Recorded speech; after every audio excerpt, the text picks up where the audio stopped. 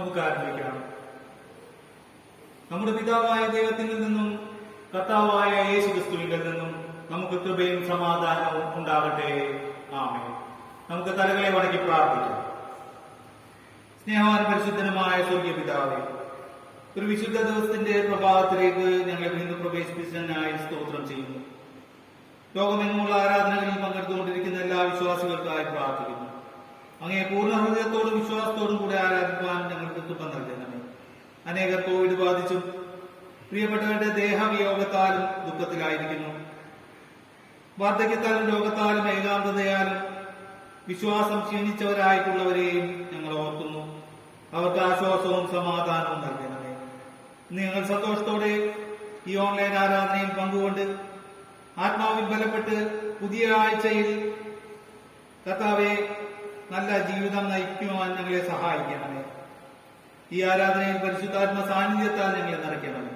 കർത്താവായ യേശുക്രിസ്തുവിന്റെ നാമത്തിൽ അപേക്ഷിക്കുമ്പോൾ കൃപയോടെ കേൾക്കണമേ. ആമേൻ.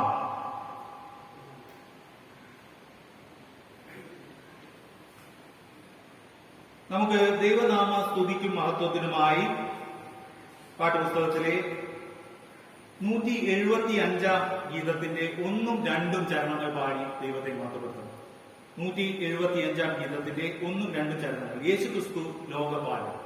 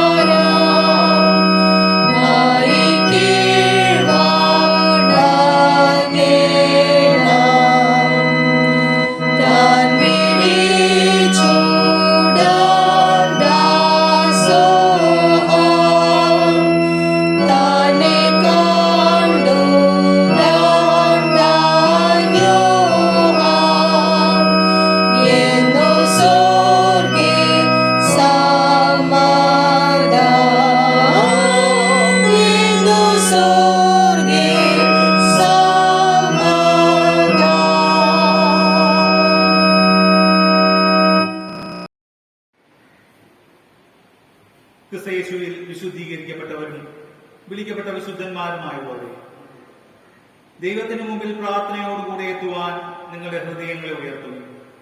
ഇവിടെ നിശ്ചയമായി ദൈവഭവനവും സ്വർഗവാദമുണ്ട്.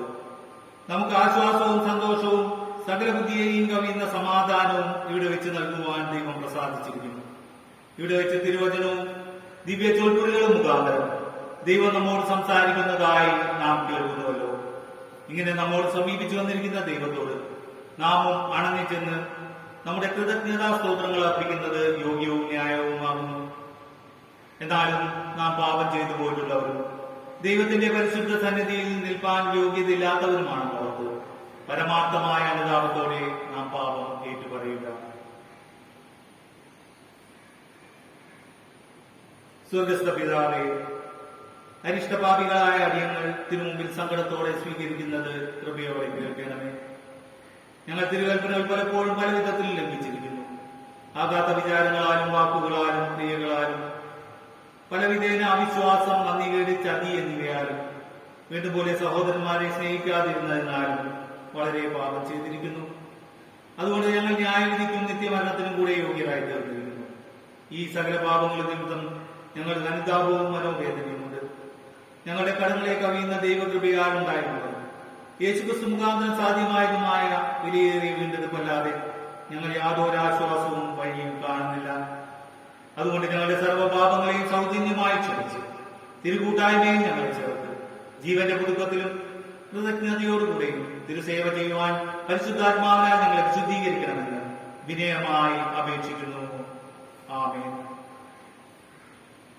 പാപത്തെ ഓർത്ത് ദുഃഖിച്ച് പശ്ചാത്താപപ്പെടുന്നവരും നമ്മുടെ വീണ്ടെടുപ്പുകാരനായ ക്രിസ്തുവിൽ നിർവ്യാജം വിശ്വസിക്കുന്നവരുമായുള്ളവർ, മനസ്സും ജീവിതവും പുതുക്കപ്പെടണമെന്ന് ആഗ്രഹിക്കുന്നവരെല്ലാവർക്കും പാപമോചനമുണ്ടെന്ന് വിശുദ്ധ സുവിശേഷത്തിൽ പറഞ്ഞിരിക്കുന്ന ആശ്വാസകരമായ സ്ഥിരവചനങ്ങൾ കേട്ടുകൊള്ളുന്നു.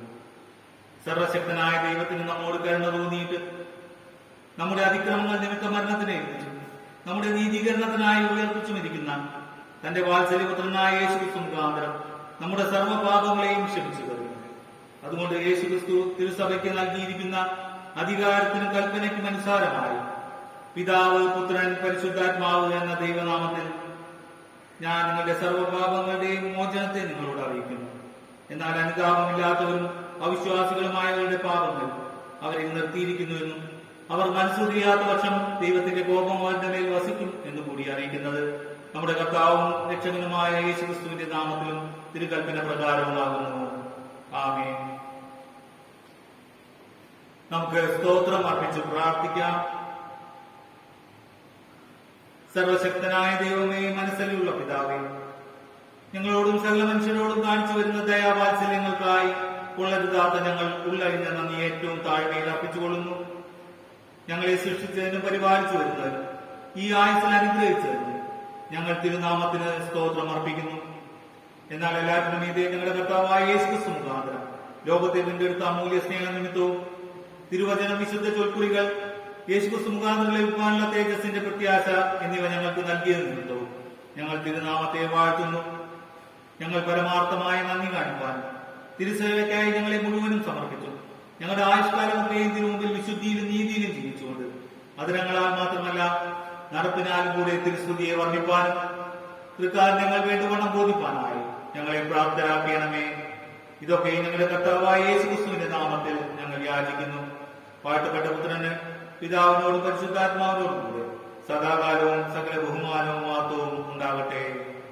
ആമേൻ. നമുക്ക് വേദ പാഠഭാഗങ്ങൾ വായിക്കുന്നതിന് മുൻപായി പാഠപുസ്തകത്തെ 199 ഗീതത്തിന്റെ 1-ാമത്തെ ചരണം പാടി ദൈവത്തെ മഹത്വപ്പെടുത്താം. യേശു രക്ഷിതാവെ വാഞ്ചിക്കുന്നു.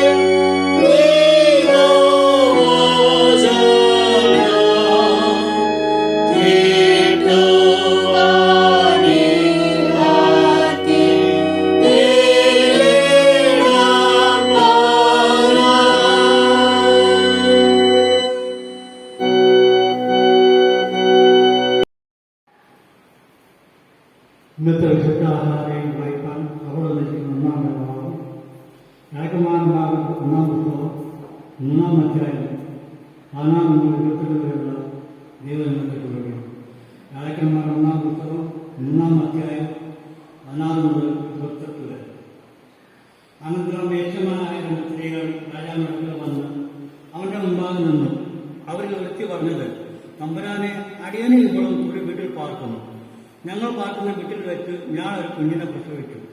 ഞാൻ പ്രസവിച്ചതിന് 3-ാം ദിവസം ഇവളും പ്രസവിച്ചു. ഞങ്ങൾ ഒന്നിച്ചായിരുന്നു. ഞങ്ങൾ 2 പേരും ഒഴികെ ആ വീട്ടിൽ മറ്റാരും ഞങ്ങളോട് കൂടെ ഉണ്ടായിരുന്നില്ല. എന്നാൽ രാത്രി ഇവൾ തന്റെ മകന്റെ മേൽ കിടന്നുപോയതുകൊണ്ട് അവൻ മരിച്ചുപോയി. അവൾ അർദ്ധരാത്രി എഴുന്നേറ്റു. അടിയൻ ഉറങ്ങുന്ന സമയം അടിയന്റെ അരിയിൽ നിന്ന് അടിയന്റെ മകനെ എടുത്ത് അവളുടെ പള്ളക്കിലും അവളുടെ മരിച്ച മകനെ അടിയന്റെ പള്ളക്കിലും കിടത്തി. രാവിലെ കുഞ്ഞിനെ മുല കൊടുക്കാൻ അടിയൻ എഴുന്നേറ്റപ്പോൾ അത് മറ്റിരിക്കുന്നത് കണ്ടു. വെളിച്ചമായ ശേഷം അടിയൻ പ്രസവിച്ചു നോക്കിയാൽ അത് അടിയൻ പ്രസവിച്ച കുഞ്ഞല്ല, അതിന് മറ്റേ സ്ത്രീ, അങ്ങനെയല്ല, ജീവനുള്ളത് എന്റെ കുഞ്ഞ്, മരിച്ചത് നിന്റെ കുഞ്ഞ് എന്ന് പറഞ്ഞു. ഇവളോ, മരിച്ചത് നിന്റെ കുഞ്ഞ്, ജീവനുള്ളത് എന്റെ കുഞ്ഞ് എന്ന് പറഞ്ഞു. ഇങ്ങനെ അവർ രാജാവിന്റെ മുമ്പാകെ തമ്മിൽ ബാധിച്ചു. അപ്പോൾ രാജാവ് കൽപ്പിച്ചത്, ജീവനുള്ളത് എന്റെ കുഞ്ഞ്, മരിച്ചത് നിന്റെ കുഞ്ഞ് എന്ന് ഇവൾ പറയുന്നു. അങ്ങനെയല്ല, മരിച്ചത് നിന്റെ കുഞ്ഞ്, ജീവനുള്ളത് എന്റെ കുഞ്ഞ് എന്ന് മറ്റേവൾ പറയുന്നു. ഒരു വാൾ കൊണ്ടുവരുവിൻ എന്ന് രാജാവ് കൽപ്പിച്ചു. അവർ ഒരു വാൾ രാജസന്നിധി കൊണ്ടുവന്നു. അപ്പോൾ രാജാവ്, ജീവനുള്ള കുഞ്ഞിനെ 2ആയി പിളർന്ന് പാതി ഒരുത്തിക്കും പാതി മറ്റേവർക്കും കൊടുപ്പീൻ എന്ന് കൽപ്പിച്ചു. ഉടനെ ജീവനുള്ള കുഞ്ഞിന്റെ അമ്മ തന്റെ കുഞ്ഞിനെ കുറിച്ച് ഉള്ളു കത്തുകൊണ്ട് രാജാവിനോട്, അയ്യോ, എന്റെ തമ്പുരാനെ, ജീവനുള്ള കുഞ്ഞിനെ കൊല്ലരുത്, അതിനെ അവർക്ക് കൊടുത്തുകൊള്ളുവീൻ എന്ന് പറഞ്ഞു. മറ്റവളോ, എനിക്കും വേണ്ട, നിനക്കും വേണ്ട, അതിനെ പിളർക്കട്ടെ എന്ന് പറഞ്ഞു. അപ്പോൾ രാജാവ്, ജീവനുള്ള കുഞ്ഞിനെ കൊല്ലരുത്, അവർക്ക് കൊടുപ്പീൻ, അവൾ തന്നെ അതിന് തള്ള എന്ന് കൽപ്പിച്ചു. രാജാവ് കൽപ്പിച്ച വിധി ഇസ്രായേലൊക്കെയും കേട്ടു. ന്യായവാനും ചെയ്യുവാൻ ദൈവത്തിന് ജ്ഞാനം രാജാവിന്റെ ഉള്ളിലുണ്ട് എന്ന് കണ്ട് അവനെ ഭയപ്പെട്ടു. ഈ വചനങ്ങളാൽ ദൈവം നിങ്ങളെ അനുഗ്രഹിക്കുമാറാകട്ടെ.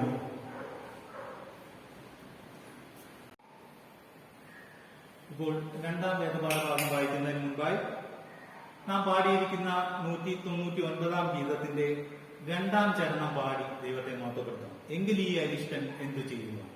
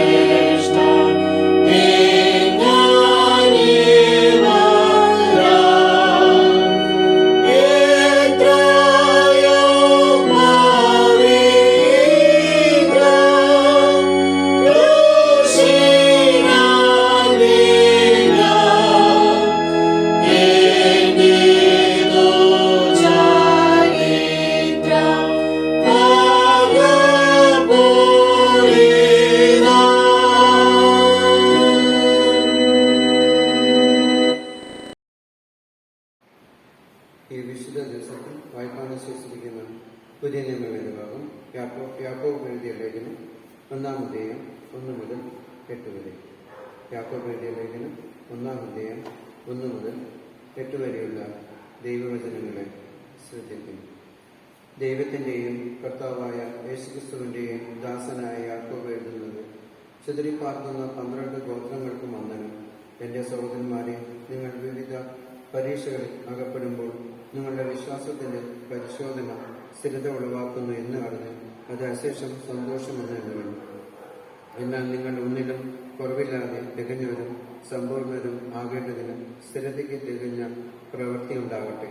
നിങ്ങളിൽ ഒരുത്തന് ജ്ഞാനം കുറവാക്കുന്നുവെങ്കിൽ ഭത്സിക്കാതെ എല്ലാവർക്കും ഔദാര്യമായി കൊടുക്കുന്നവനായ ദൈവത്തോട് യാചിക്കട്ടെ, അപ്പോൾ അവന് ലഭിക്കും. എന്നാൽ അവൻ ഒന്നും സംശയിക്കാതെ വിശ്വാസത്തോടെ യാചിക്കണം. സംശയിക്കുന്നവൻ കാറ്റടിച്ച് അലയുന്ന കടൽത്തിരക്ക് സമയം. ഇങ്ങനെയുള്ള മനുഷ്യൻ കർത്താവിൽ നിന്ന് വല്ലതും ലഭിക്കും എന്ന് നിരൂപിക്കരുത്. ഇരുമനസ്സുള്ള മനുഷ്യൻ തന്റെ വഴികളിലൊക്കെയും അസ്ഥിരനാകുന്നു. ഇവിടെ പുതിയ വേണ്ടി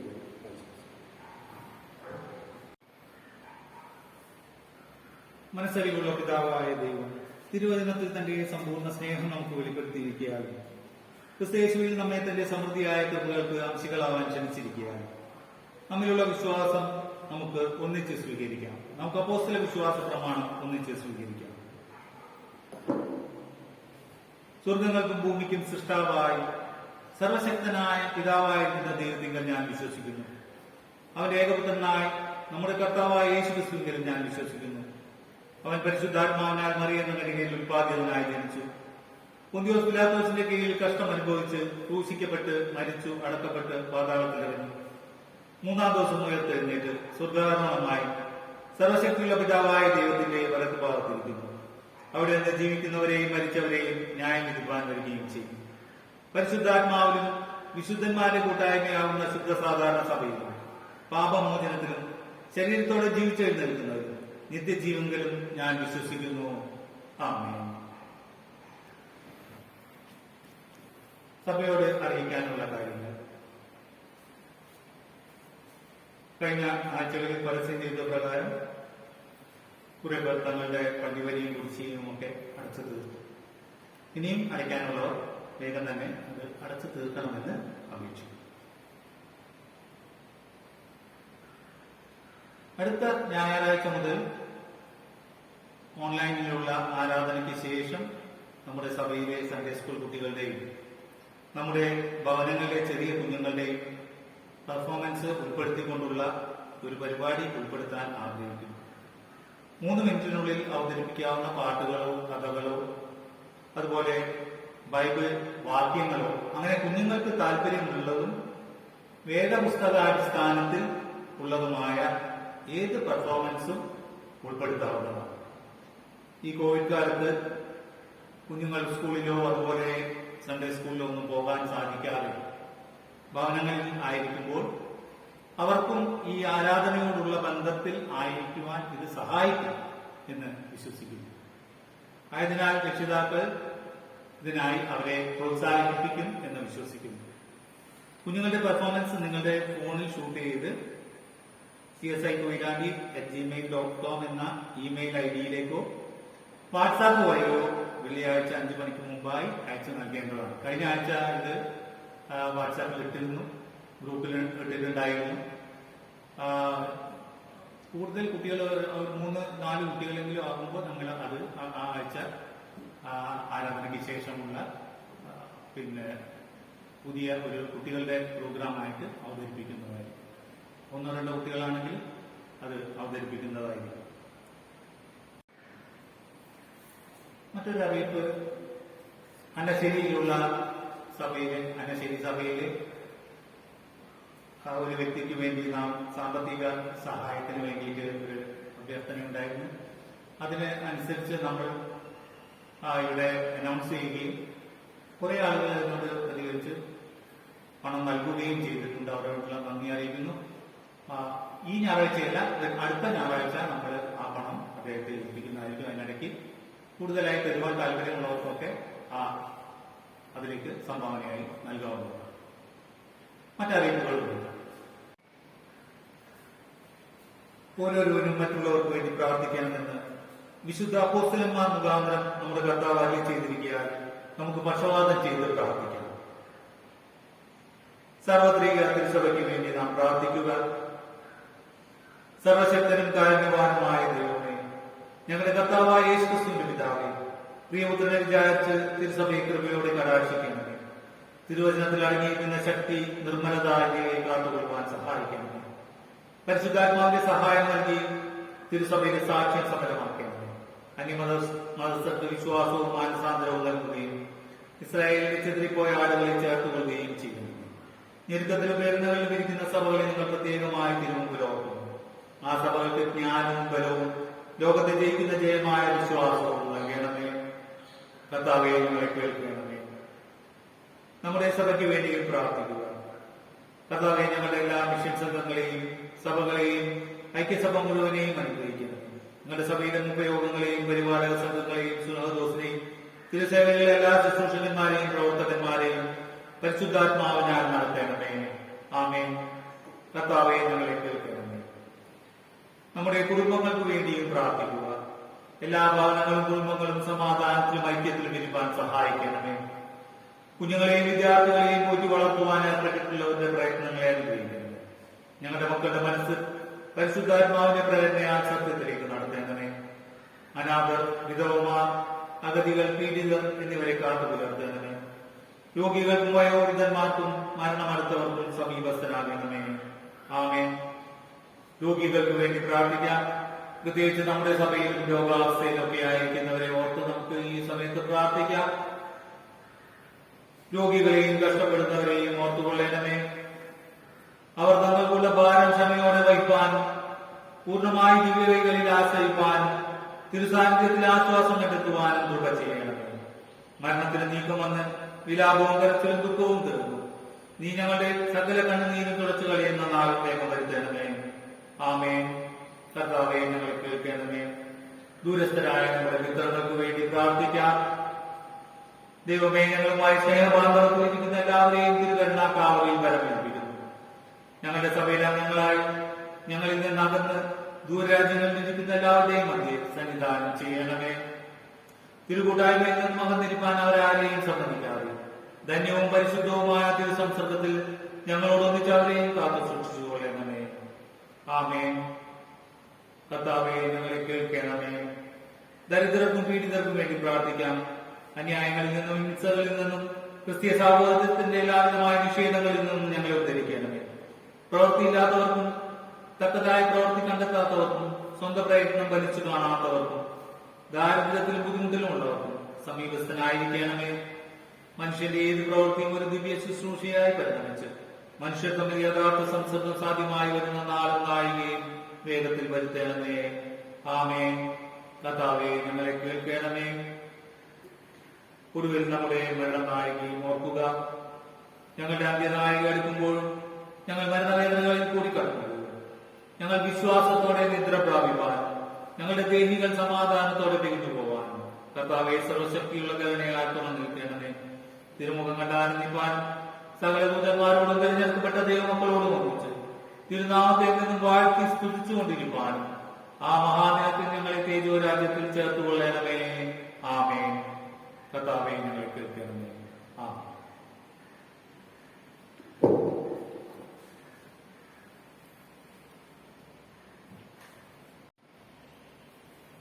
ഇപ്പോൾ പ്രസംഗത്തിന് മുൻപായി പാഠപുസ്തകത്തിലെ 192 ഗീതത്തിന്റെ 1-ാം ചരണം പാടി ദൈവത്തെ മഹത്വപ്പെടുത്താം. പിതാ പുത്രാത്മാവായ നാഥ.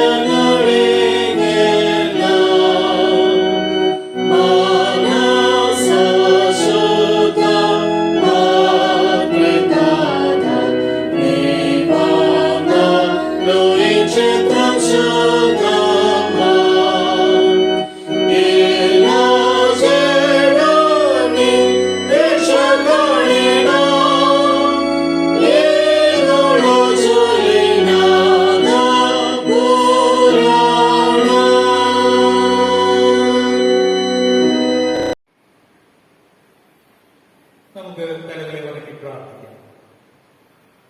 സർവ്വത്തിനും മീതെ സ്തുതിക്കപ്പെടുന്ന കർത്താവേ, വിശുദ്ധ വചനത്തെ ഞങ്ങളുടെ ഉപദേശത്തിനായി എത്തിച്ചിരിക്കുന്നതുകൊണ്ട് ഞങ്ങൾ തിരുനാമത്തെ സ്തുതിക്കുന്നു.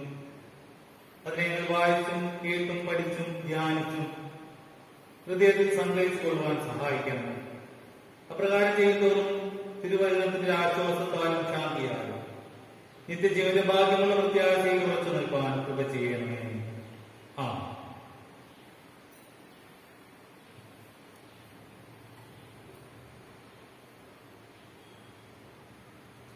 CSI സഭ ഇന്ന് വിദ്യാർത്ഥി ഞായറായി വേർതിരിച്ചു. ഇന്നത്തെ ചിന്തയ്ക്കായി വിദ്യാർത്ഥി ഞായറായ ഇന്നേ ദിവസം ചിന്തയ്ക്കായി നമുക്ക് നൽകിയിരിക്കുന്ന ചിന്താവിഷയം വിസ്ഡം ഫ്രം എബവ്, ഉയരത്തിൽ നിന്നുള്ള ജ്ഞാനം എന്നതാണ്. ഉയരത്തിൽ നിന്നുള്ള ജ്ഞാനം. നമുക്ക് അതിനായി തന്ന വേദപാഠ ഭാഗങ്ങൾ 1 രാജാക്കന്മാർ 3-ാം അധ്യായത്തിന്റെ 16 മുതൽ 28 വരെയുള്ള വാക്യങ്ങൾ, യാക്കോബിന്റെ ലേഖനം 1-ാം അധ്യായത്തിലെ 1 മുതൽ 8 വരെയുള്ള വാക്യങ്ങൾ നാം ഇവിടെ വായിച്ചു കേട്ടു. സങ്കീർത്തനങ്ങൾ 119ന്റെ 33 മുതൽ 40 വരെയുള്ള വാക്യങ്ങൾ, ലൂക്കോസ് സുവിശേഷം 10-ാം അധ്യായത്തിന്റെ 21 മുതൽ 24 വരെയുള്ള വാക്യം. കുട്ടികൾക്ക് ഒരു പുതിയ അധ്യയന വർഷം കൂടി ആരംഭിച്ചിരിക്കുകയാണ്. 3 ലക്ഷത്തിൽ പരം കുഞ്ഞുങ്ങൾ പുതിയ പ്രതീക്ഷയോടെ മറ്റൊരു ഓൺലൈൻ അധ്യയന വർഷത്തിലേക്ക് പ്രവേശിക്കുന്നു. ഈ കഴിഞ്ഞ ജൂൺ 1-ാം തീയതി നമുക്കെല്ലാവരും പ്രവേശനോത്സവത്തിലൂടെ പുതിയ അധ്യയന വർഷം ആരംഭിച്ചു. കോവിഡിന്റെ വ്യാപനം തുടരുന്നതിനാൽ കഴിഞ്ഞ വർഷത്തെ പോലെ ഈ വർഷവും ഓൺലൈൻ അധ്യയനം അല്ലാതെ മറ്റ് മാർഗങ്ങളൊന്നുമില്ല. നെറ്റ്വർക്കിന്റെ ലഭ്യതയും ലാപ്ടോപ്പ്, സ്മാർട്ട് ഫോണുകൾ എന്നീ സാധ്യതകൾ ഇല്ലാത്ത വലിയൊരു ശതമാനം കുട്ടികൾ നിലവിലുണ്ട് എന്നതൊരു യാഥാർത്ഥ്യമാണ്. ഓൺലൈൻ പഠനം തുടരുന്ന ഈ 2-ാം വർഷവും സാമ്പത്തികമായി പിന്നോക്കാവസ്ഥയിലുള്ള കുട്ടികൾക്ക് എത്രത്തോളം ഈ പഠന രീതി ഫോളോ ചെയ്യാനാവും എന്നതൊരു ചോദ്യമാണ്. ഗ്രാമങ്ങളിലുള്ള കുട്ടികൾക്കാണ്, ഉൾഗ്രാമങ്ങളിലുള്ള കുട്ടികൾക്കാണ് ഈ പ്രയാസം ഏറ്റവും കൂടുതൽ അനുഭവപ്പെടുന്നത്. എന്നാൽ സർക്കാർ കുട്ടികൾക്ക് ടിവിയും സ്മാർട്ട് ഫോണുകളും ഒക്കെ ഉറപ്പാക്കുവാൻ വേണ്ടിയുള്ള പദ്ധതികൾ അത് വളരെ ത്വരിതമായി അത് ചെയ്തുകൊണ്ടിരിക്കുന്നുണ്ട്. എന്നാൽ നാം ചിന്തിക്കുമ്പോൾ സ്കൂളുകളിൽ നിന്ന് കുട്ടികൾക്ക് ലഭിക്കുന്ന മാനസികമായ വളർച്ചയ്ക്ക് ഉതകുന്ന, കുട്ടികൾ തമ്മിലുള്ള സൗഹാർദ്ദങ്ങളും പരസ്പര സഹകരണ മനോഭാവവും പങ്കുവയ്ക്കുന്നതിനുള്ള ശീലവും അധ്യാപകരിൽ നിന്ന് നേരിട്ടുള്ള കരുതലും ഒന്നും കുഞ്ഞുങ്ങൾക്ക് ഈ ഓൺലൈൻ പഠനത്തിലൂടെ ലഭിച്ചെന്ന് വരുന്നത് നമുക്കറിയാവുന്ന കാര്യമാണ്. എന്നാൽ വീണ്ടും ഈ കുഞ്ഞുങ്ങൾ ആരവങ്ങൾ ഉയർത്തി സന്തോഷത്തോടുകൂടി സ്കൂളുകളിലേക്ക് പോകുന്ന ഒരു സമയം ഉടനെ തന്നെ ഉണ്ടാകുമെന്ന് നമുക്ക് പ്രതീക്ഷിക്കാം. അതിനായി പ്രാർത്ഥിക്കാം. ഇതുവരെ അവരുടെ ഡിജിറ്റൽ ഓൺലൈൻ പഠനത്തിൽ നാം ഇങ്ങനെയൊരു അവർക്ക് സ്കൂളുകളിലേക്ക് സന്തോഷത്തോടുകൂടി പോകുവാൻ കഴിയുന്ന ആ ഒരു സമയം വരെ നമ്മൾ അവരുടെ പഠനത്തിൽ അവരെ കഴിവിന്റെ പരമാവധി നമുക്ക് ഓരോരുത്തർക്കും അവരെ സഹായിക്കാം. വിദ്യാധനം സർവധനാൽ പ്രധാനം എന്നുള്ള ശ്രേഷ്ഠവാക്യം നമുക്ക് വളരെ പരിചിതമാണ്. എന്നാൽ പലപ്പോഴും വിദ്യാഭ്യാസം അതിന്റെ ലക്ഷ്യത്തിൽ നിന്നും മാറിപ്പോകും. എഡ്യൂക്കേറ്റ് എന്ന പദത്തിനർത്ഥം മങ്ങിയും മറഞ്ഞും ഒരു വ്യക്തിയിൽ ഉൾക്കൊള്ളുന്ന അല്ലെങ്കിൽ അത് കുടികൊള്ളുന്ന കഴിവുകളെ പുറത്തു കൊണ്ടുവരിക എന്നതാണ്. മറഞ്ഞിരിക്കുന്ന ഗുണങ്ങളെ പുറത്ത് കൊണ്ടുവരികയാണ് വിദ്യാഭ്യാസം കൊണ്ട് സാധിക്കേണ്ടത്. ഇതിൽ മാതാപിതാക്കന്മാർ, അധ്യാപകന്മാർ, സഭ, സമൂഹം എന്നിവയ്ക്ക് വളരെ പ്രധാനമായ സ്ഥാനമാണ്. പുരാതന സമൂഹങ്ങളുടെ വിദ്യാഭ്യാസം ദൈവകേന്ദ്രീകൃതമാണ്. ക്രിസ്തുവിന് മുമ്പ് ഏതാണ്ട് 6-ാം നൂറ്റാണ്ടിൽ ആരംഭിച്ച യവന വിദ്യാഭ്യാസ രീതിയാണ് ഇതിന് മാറ്റം വരുത്തിയത്. മതേതര വിദ്യാഭ്യാസത്തിന് ഊന്നൽ നൽകിയ ഈ പുതിയ വിദ്യാഭ്യാസം ലോകത്തെ വല്ലാതെ ആകർഷിക്കുകയും ഒരു പുതിയ സംസ്കാരത്തിലേക്ക് ലോകത്തെ നയിക്കുകയും ചെയ്തു. ഈ യവന വിദ്യാഭ്യാസ രീതി പുരാതന സമൂഹങ്ങളുടെ ആ വിദ്യാഭ്യാസത്തിന് ശേഷം വന്ന ഈ വിദ്യാഭ്യാസ രീതി ഒരു പുതിയ സംസ്കാരത്തിലേക്ക് ലോകത്തെ നയിച്ചു. കേന്ദ്രീകൃതമായ ആ വിദ്യാഭ്യാസത്തിന് പകരം മനുഷ്യന്റെ ആവശ്യങ്ങൾ, ആഗ്രഹങ്ങൾ അവന്റെ സങ്കല്പങ്ങൾ ഇതിനായിരുന്നു പുതിയ രീതിയിൽ മുൻതൂക്കം നൽകിയത്. ദൈവത്തിന് പകരം മനുഷ്യൻ ജ്ഞാനത്തിന്റെ കേന്ദ്രമായി മാറി. ഈ പുതിയ രീതിയിലുള്ള പാഠ്യക്രമം ലോകത്തെ കീഴടക്കുകയും അത് ഇന്നും തുടർന്നുകൊണ്ടിരിക്കുകയും ചെയ്യും. ഈ പുതിയ വിദ്യാഭ്യാസത്തിൽ ദൈവികതയ്ക്ക് സ്ഥാനമില്ലാതായിത്തീരുകയും ചെയ്യും. ഈ സന്ദർഭത്തിൽ നമ്മുടെ ഇന്നത്തെ ചിന്താവിഷയമായ വിസ്ഡം ഫ്രം എബവ് അല്ലെങ്കിൽ ഉയരത്തിൽ നിന്നുള്ള ജ്ഞാനം എന്നതിന്റെ പ്രസക്തി എന്താണ്? ഇന്നത്തെ നമ്മുടെ പഴയ നിയമ വേദപാഠഭാഗം നാം വായിച്ചു കേട്ടു. 1 രാജാക്കന്മാർ 3-ാം അധ്യായത്തിന്റെ 16 മുതൽ 28 വരെയുള്ള വാക്യങ്ങൾ. അവിടെ സലോമോൻ രാജാവിന്റെ ലോകത്തിലുള്ള സകല ജ്ഞാനികളിൽ ജ്ഞാനിയായ ഒരു രാജാവായിരുന്നു. ആ രാജാവിന്റെ ന്യായപാലനത്തെ കുറിച്ചാണ് നാം അവിടെ വായിച്ചു കേട്ടത്. ഒരു കുഞ്ഞിനു വേണ്ടി 2 അമ്മമാർ അവകാശം ഉന്നയിക്കുന്നത് രാജാവ് ബുദ്ധി ഉപയോഗിച്ച് തന്റെ ജ്ഞാനം ഉപയോഗിച്ച് യഥാർത്ഥ അമ്മയെ കണ്ടെത്തുന്നതുമാണ് ആ പാഠഭാഗത്ത് നാം കണ്ടത്. അതിന്റെ 28-ാം വാക്യത്തിൽ, ഈ വേദഭാഗത്തിന്റെ 28-ാം വാക്യത്തിൽ പറയുന്നു, രാജാവ് കൽപ്പിച്ച വിധി ഇസ്രായേലൊക്കെയും കേട്ടു. ന്യായപാലനം ചെയ്യുവാൻ ദൈവത്തിന്റെ ജ്ഞാനം അല്ലെങ്കിൽ ഉയരത്തിൽ നിന്നുള്ള ജ്ഞാനം രാജാവിന്റെ ഉള്ളിൽ ഉണ്ട് എന്ന് കണ്ട് അവനെ ഭയപ്പെട്ടു എന്നാണ് നമുക്ക് അവിടെ കാണുവാൻ, അതിന്റെ 28-ാം വാക്യത്തിൽ കാണുവാൻ സാധിക്കുന്നത്. ഇന്നത്തെ പുതിയ നിയമ വേദപാഠഭാഗമായ യാക്കോബ് എഴുതിയ ലേഖനം 1-ാം അധ്യായത്തിന്റെ 1 മുതൽ 8 വരെയുള്ള വാക്യങ്ങൾ നാം വായിച്ചു കേട്ടു. അവിടെ 5-ാം വാക്യത്തിൽ പറയുകയാണ്, നാം കേട്ടു, അവിടെ വായിച്ചു കേട്ടു, നിങ്ങളിൽ ഒരുത്തന് ജ്ഞാനം കുറവാകുന്നുവെങ്കിൽ ഭത്സിക്കാതെ എല്ലാവർക്കും ഔദാര്യമായി കൊടുക്കുന്നവനായ ദൈവത്തോട് യാചിക്കട്ടെ, അപ്പോൾ അവന് ലഭിക്കും എന്നാണ് നാം അവിടെ വായിച്ചു കേട്ടത്.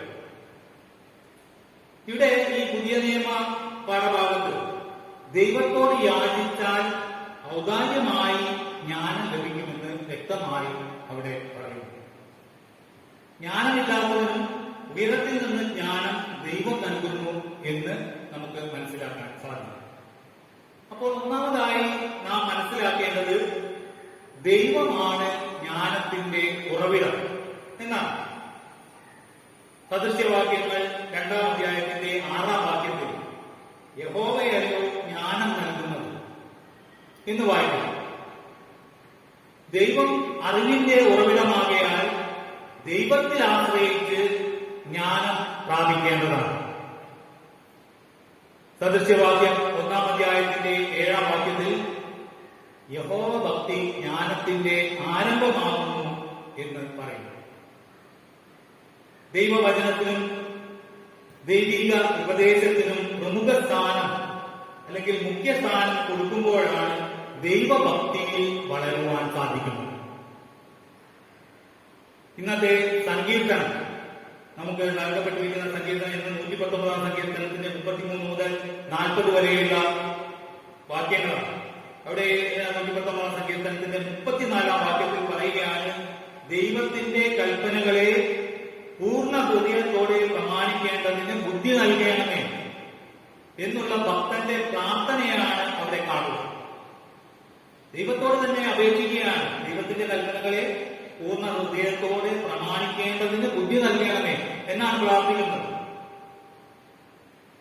ഈ ആധുനിക കാലഘട്ടത്തിൽ നാം ബന്ധപ്പെട്ട് ജ്ഞാനം സമ്പാദിക്കുമ്പോൾ ദൈവഭക്തി എന്ന ആശയത്തിന് മൂല്യച്യുതി കോട്ടം സംഭവിക്കുവാൻ പാടില്ല. ദൈവഭക്തിക്ക് കോട്ടം സംഭവിക്കുവാൻ പാടില്ല എന്ന് ചുരുക്കം. രണ്ടാമതായി, നമുക്ക് ജ്ഞാനം ലഭിച്ചിരിക്കുന്നത് പൊതുപ്രയോജനത്തിനായിട്ടായിരിക്കണം. നമുക്ക് ലഭിച്ചിരിക്കുന്ന ജ്ഞാനം അത് പൊതു പ്രയോജനത്തിനായി പ്രയോജനപ്പെടുത്തും. പുതിയ നിയമ വേദപാഠഭാഗം നാം വായിച്ചു കേട്ടുള്ള യാക്കോബിന്റെ ആ ലേഖനത്തിന്റെ അതിന്റെ 3-ാം അധ്യായത്തിന്റെ 17-ാം വാക്യത്തിൽ പറയുന്നു, ഉയരത്തിൽ നിന്നുള്ള ജ്ഞാനത്തിന്റെ പ്രാധാന്യത്തെ കുറിച്ചാണ് അവിടെ പറഞ്ഞിരിക്കുന്നത്. ജ്ഞാനത്തിന്റെ സ്വഭാവ രൂപീകരണം നേടിയെടുക്കണമെന്ന പ്രബോധനവും നമുക്ക് ഈ ഭാഗത്ത് 1-ാം അധ്യായത്തിൽ കാണുവാൻ സാധിക്കുന്നു. ജ്ഞാന സമ്പാദനത്തിലൂടെ നിർമ്മലതയും സമാധാനവും ശാന്തതയും അതുപോലെ അനുസരണവും കരുണയും ഉള്ളവരായിരിക്കണം എന്ന് വചനം നമ്മെ പ്രബോധിപ്പിക്കുന്നു. അപ്പോൾ വേറൊരർത്ഥത്തിൽ ചിന്തിച്ചാൽ ജ്ഞാനസമ്പാദനത്തിലൂടെ മാത്രമേ ഈ പറഞ്ഞ നിർമ്മലതയും സമാധാനവും ശാന്തതയും അനുസരണവും കരുണയും ഒക്കെ ഉള്ളവനായി തീരുകയുള്ളൂ എന്നാണ്. അങ്ങനെയാണെങ്കിൽ ഈ പറഞ്ഞ നിർമ്മലതയും സമാധാനവും ശാന്തതയും അനുസരണവും കരുണയും ഇല്ലാത്തവൻ ആരായി? ഇതൊന്നും ഇല്ലാത്തവൻ ആരായി? വചനപ്രകാരം തീർച്ചയായും ജ്ഞാനമില്ലാത്തവനായിരുന്നു. ജ്ഞാനമില്ലാത്തവന് ഈ പറഞ്ഞ സ്വഭാവ ഗുണങ്ങൾ ഉണ്ടായിരിക്കുകയില്ല. അതുകൊണ്ടാണ് ജ്ഞാനസമ്പാദനത്തിലൂടെ അത് നേടണം എന്ന് വചനം പറയുന്നത്. വിദ്യാഭ്യാസത്തിലൂടെ അല്ലെങ്കിൽ ജ്ഞാനം സമ്പാദിക്കുന്നതിലൂടെ സ്വഭാവ രൂപീകരണം ഉണ്ടാകും. അപ്പോൾ മേൽപ്പറഞ്ഞ ഗുണഗണങ്ങളെ പ്രാപിക്കുവാൻ സാധിക്കും. ശാസ്ത്ര സാങ്കേതിക രംഗങ്ങളിൽ വളരെ പുരോഗതി പ്രാപിച്ചിട്ടുള്ള ഒരു കാലഘട്ടത്തിലാണ് നാം ഇപ്പോൾ ജീവിക്കുന്നത്. ഈ ശാസ്ത്ര സാങ്കേതിക ജ്ഞാനം സമസൃഷ്ടങ്ങൾക്കോ ഇതര ജീവജാലങ്ങൾക്കോ തിന്മയായി ഭവിക്കുവാൻ പാടുള്ളതല്ല.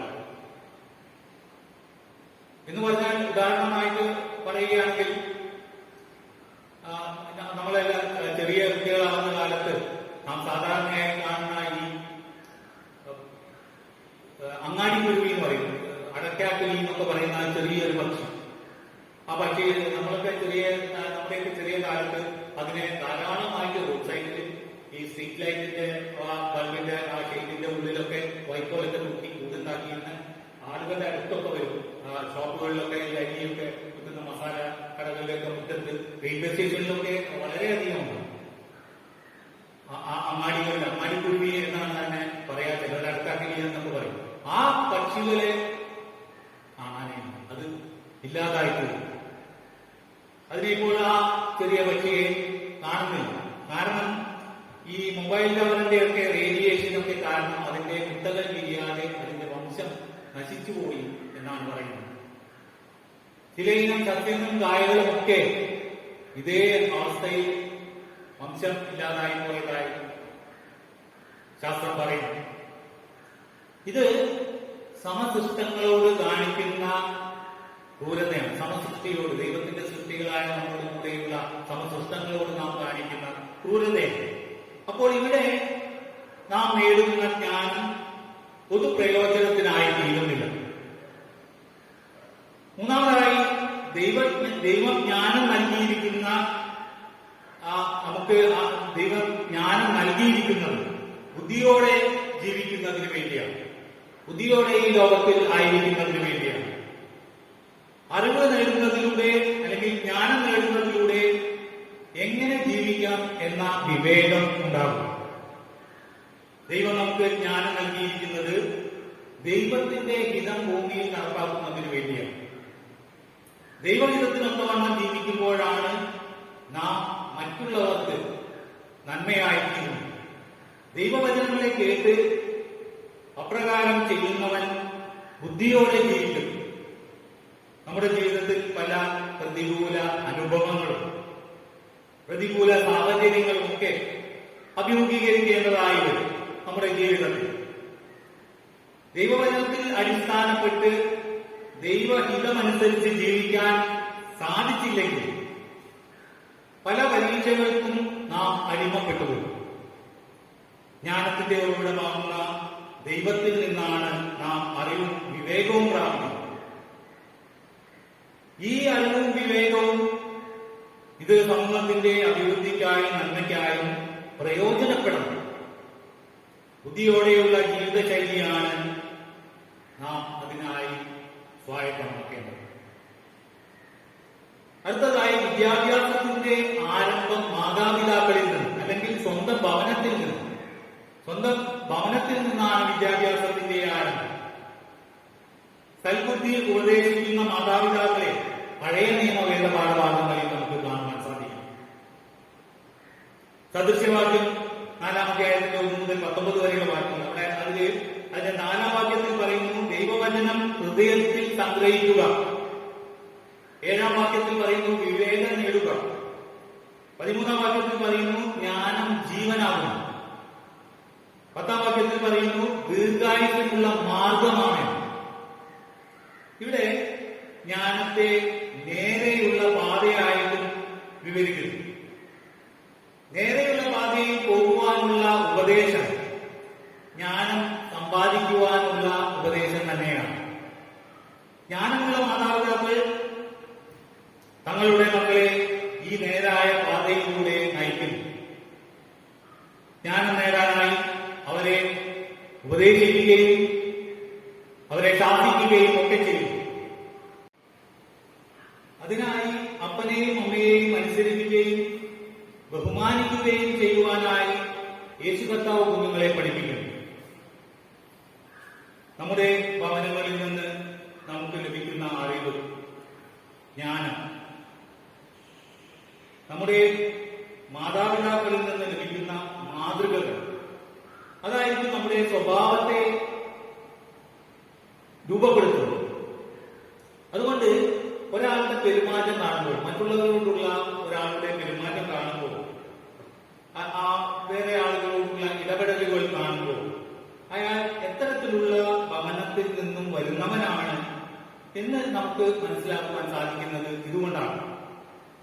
അതുകൊണ്ട് ഭവനത്തിൽ നിന്ന്, മാതാപിതാക്കളിൽ നിന്ന് നമുക്ക് ലഭിക്കുന്ന ജ്ഞാനം, അറിവ്, അത് വളരെ പ്രധാനപ്പെട്ടത് തന്നെയാണ്.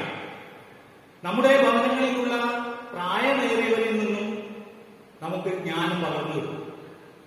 ഇത് വിദ്യാർത്ഥികൾക്ക് മാത്രമല്ല, എല്ലാവർക്കും ബാധകമാണ്. കുഞ്ഞുങ്ങൾ അതിനായി അവരോട് ഇടപെട്ടുകൊണ്ടിരിക്കണം. ഈ പറഞ്ഞ പ്രായമുള്ള ആളുകൾ, വീടുകളിലുള്ള ചാച്ചനോ അമ്മാമയോ അങ്ങനെ അത്ര പ്രായമുള്ള ആളുകൾ, അവർ പലപ്പോഴും ഉന്നത ബിരുദധാരികളോ വലിയ സ്ഥാനങ്ങൾ വഹിച്ചിരുന്നവരോ ഒക്കെ ആയിരിക്കണമെന്നില്ല. എങ്കിലും പ്രതിസന്ധികൾ തരണം ചെയ്യുവാനുള്ള പരിജ്ഞാനം അവർക്കുണ്ടായിരുന്നു. അവരുടെ ജീവിതാനുഭവങ്ങളിൽ നിന്ന് മാതൃകാപരമായ പാഠങ്ങൾ ഉൾക്കൊള്ളുവാൻ നമുക്ക് സാധിക്കും. നമുക്കും കുഞ്ഞുങ്ങൾക്കുമൊക്കെ സാധിക്കും. ഇത് ദൈനംദിന ജീവിതത്തിന്റെ വെല്ലുവിളികളെ അഭിമുഖീകരിക്കുവാൻ പുതിയ തലമുറയെ സജ്ജമാക്കുന്നു. നമുക്കറിയാം, ഇപ്പോൾ ഒരുപാട് വിവാഹമോചനങ്ങളും ആത്മഹത്യകളും ഒക്കെ ധാരാളമായി പെരുകിക്കൊണ്ടിരിക്കുന്ന യുവജനങ്ങൾക്കിടയിൽ അത്തരത്തിലുള്ള ഒരു കാലത്തിലാണ് നാം ജീവിക്കുന്നത്. ഇതിന് പ്രധാന കാരണം ഇത് തന്നെയാണ്.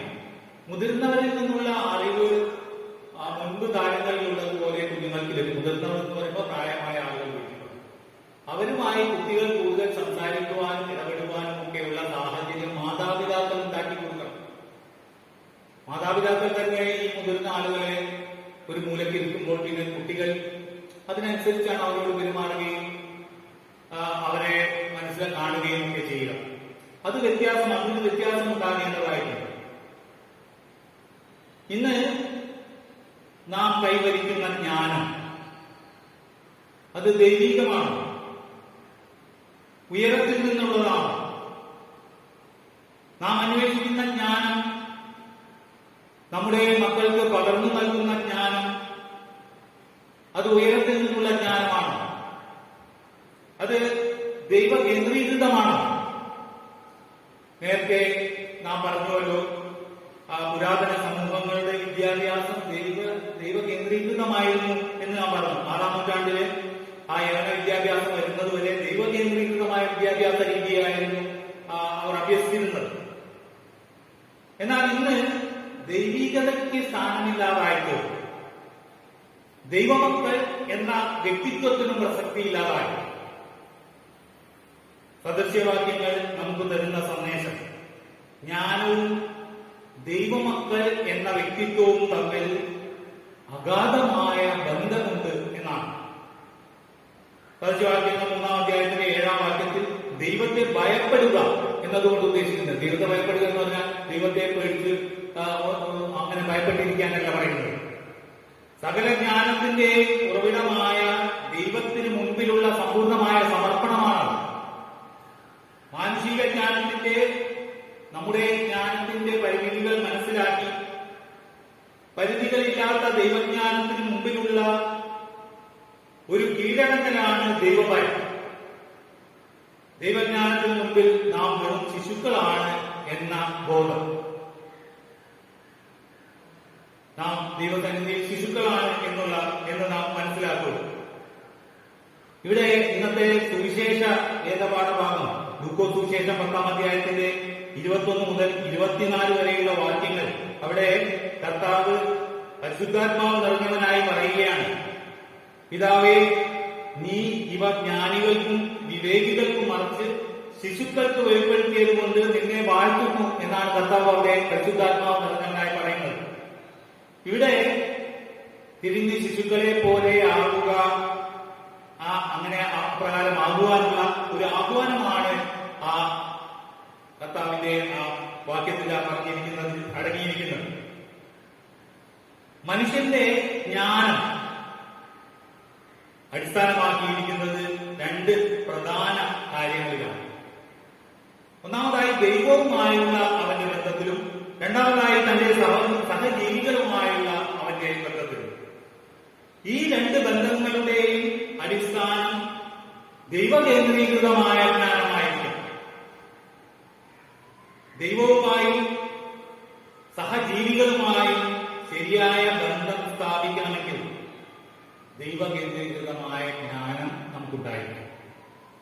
ദൈവത്തിന് മുമ്പിലുള്ള താഴ്മയോട് കൂടിയ സമർപ്പണവും ദൈവഭയവും ഒരു വ്യക്തിയെ പുതിയ സൃഷ്ടി ആക്കി തീർക്കും.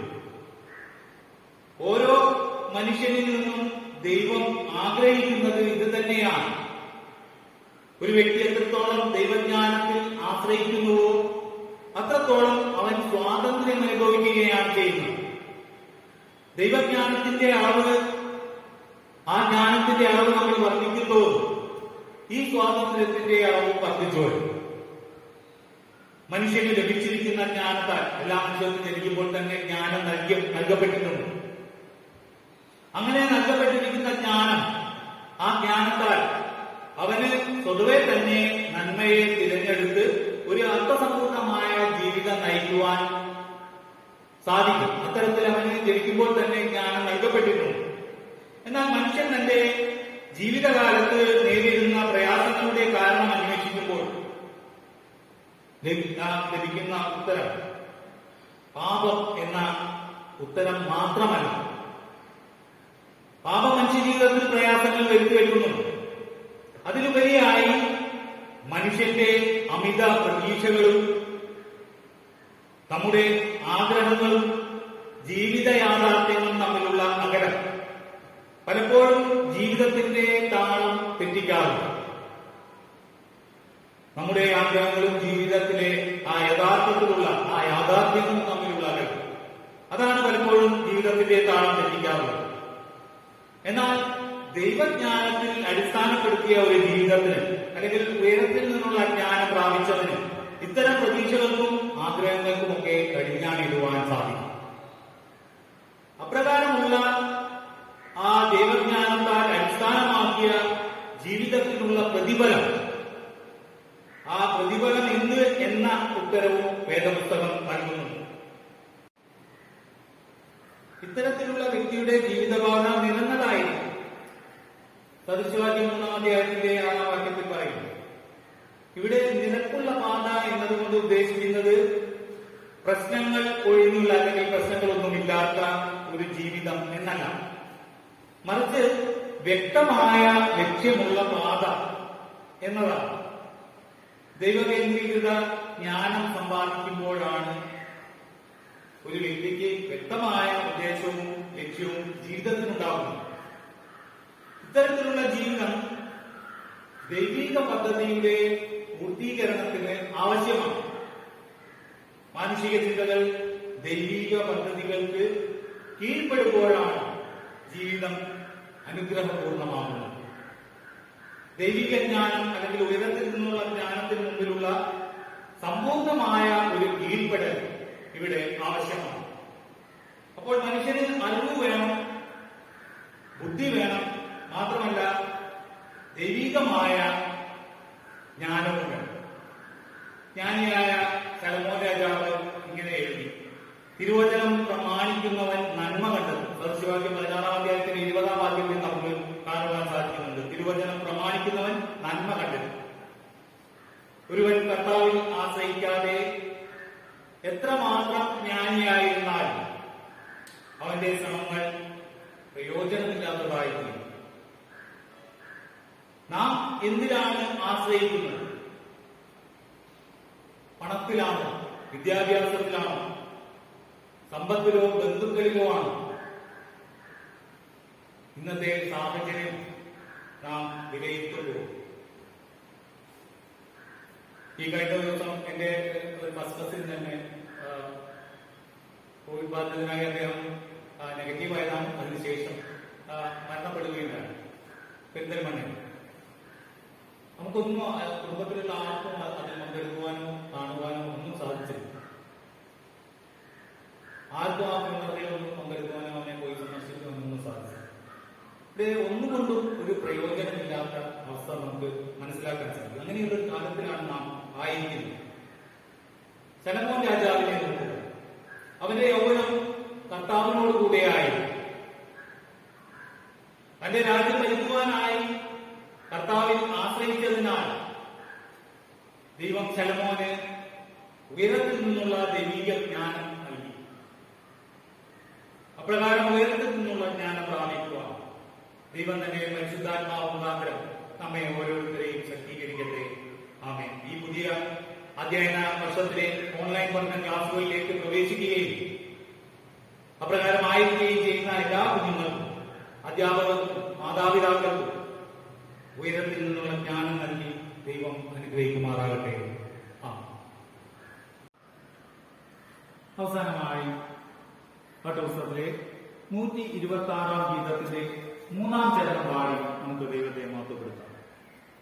ഇങ്ങൊന്നിച്ചു നിൽക്കുന്ന അടിയങ്ങൾ കൈയടിച്ചു നേർന്നല്ല ഇത്യാദി.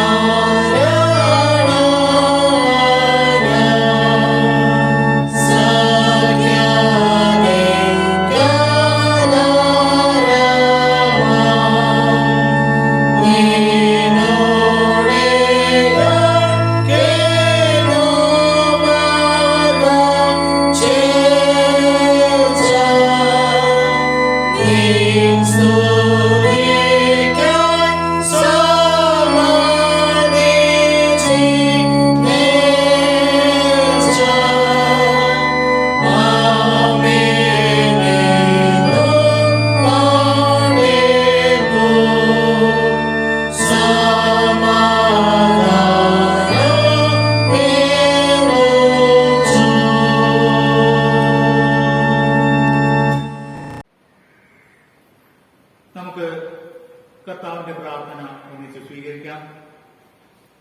സ്വർഗ്ഗസ്ഥനായ ഞങ്ങളുടെ പിതാവേ, നിന്റെ നാമം വിശുദ്ധീകരിക്കപ്പെടണമേ. നിന്റെ രാജ്യം വരണമേ. നിന്റെ ഇഷ്ടം സ്വർഗ്ഗത്തിലെ പോലെ ഭൂമിയിലുമാകണമേ. ഞങ്ങൾക്ക് ആവശ്യമുള്ള ആഹാരം ഞങ്ങൾ തരണമേ.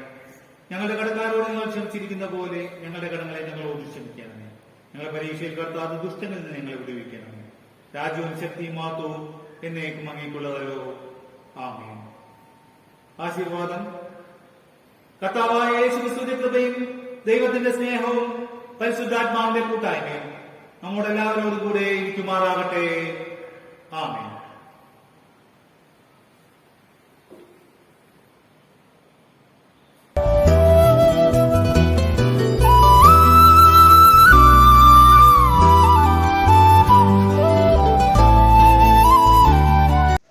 അതിനെ ശതാധിപൻ നിന്റെ പൂരത്തിൽ പുരയ്ക്കകത്ത് വരാൻ ഞാൻ യോഗ്യനല്ല. ഒരു വാക്കു മാത്രം കൽപ്പിച്ചാൽ എൻ്റെ ബാല്യക്കാരന് സൗഖ്യം വരും. മത്തായി 8:8. ഒരു വാക്കു മതി, എനിക്കതു മതിയേ. ഒരു വാക്കു മതി, എനിക്കതു മതിയേ. എൻ്റെ പുരയ്ക്കകത്തു വരാൻ ഞാൻ പോരാത്തവനാണേ. എൻ്റെ കൂടുന്നിരിപ്പാനും ഞാൻ പോരാത്തവനാണേ. എൻ്റെ പുരയ്ക്കകത്തു വരാൻ ഞാൻ പോരാത്തവനാണേ. എൻ്റെ കൂടുന്നിരിപ്പാനും ഞാൻ പോരാത്തവനാണേ. ഒരു വാക്കു മതി, എനിക്കതു മതിയേ. ഒരു വാക്കു മതി, എനിക്കതു മതിയേ. അസാധ്യമൊന്നും നിന്നിൽ ഞാൻ കാണുന്നില്ലേ. അധികാരത്തിൽ നിന്നെ പോലാരുമില്ലേ. അസാധ്യമൊന്നും നിന്നിൽ ഞാൻ കാണുന്നില്ലേ. അധികാരത്തിൽ നിന്നെ പോലാരുമില്ലേ.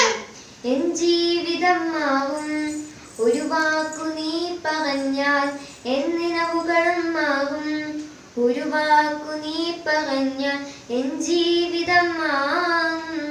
ഒരു വാക്കു നീ പറഞ്ഞാൽ എൻ നിലവുകളും ആകും. ഒരു വാക്കു നീ പറഞ്ഞാൽ ദീനമാകും. നീ പറഞ്ഞാൽ മരണമാകും. നീ പറഞ്ഞാൽ ദീനമാകും. നീ പറഞ്ഞാൽ മരണമാകും. യേശുവേ നീ പറഞ്ഞാൽ മാറാത്തതെന്തുള്ളൂ. യേശുവേ നീ പറഞ്ഞാൽ മാറാത്തതെന്തുള്ളൂ. ഒരു വാക്കു മതി, എനിക്കതു മതിയേ. ഒരു വാക്കു മതി, എനിക്കതു മതിയേ. എൻ്റെ പുരയ്ക്കകത്തു വരാൻ ഞാൻ പോരാത്തവനാണേ. എൻ്റെ കൂടുന്നിരിപ്പാനും ഞാൻ പോരാത്തവനാണേ. എൻ്റെ പുരയ്ക്കകത്തു വരാൻ ഞാൻ പോരാത്തവനാണേ. എൻ്റെ കൂടുന്നിരിപ്പാനും ഞാൻ പോരാത്തവനാണേ. എനിക്ക് പുകഴാൻ ആരും ഭൂമിയിലില്ലേ. യേശുവിനെ പോൽ ശ്രേഷ്ഠൻ വേറാരുമില്ലേ. എനിക്ക് പുകഴാൻ ആരും ഈ ഭൂമിയിലില്ലേ. യേശുവിനെ പോൽ ശ്രേഷ്ഠൻ വേറാരുമില്ലേ. എൻ നിരാശകൾ മാറും ഒരു വാക്കു നീ പറഞ്ഞാൽ. എൻ പിഴവുകളും മാറും ഒരു വാക്കു നീ പറഞ്ഞാൽ. യേശുവേ നീ പറഞ്ഞാൽ മാറാത്തതെന്തുള്ളൂ. യേശുവേ നീ പറഞ്ഞാൽ മാറാത്തതെന്തുള്ളൂ. ഒരു വാക്കു മതി, എനിക്കതു മതിയേ. ഒരു വാക്കു മതി, എനിക്കതു മതിയേ. നിന്റെ പുരയ്ക്കകത്തു വരാൻ ഞാൻ പോരാത്തവനാണേ. നിന്റെ കൂടൊന്നിരിപ്പാനും ഞാൻ പോരാത്തവനാണേ.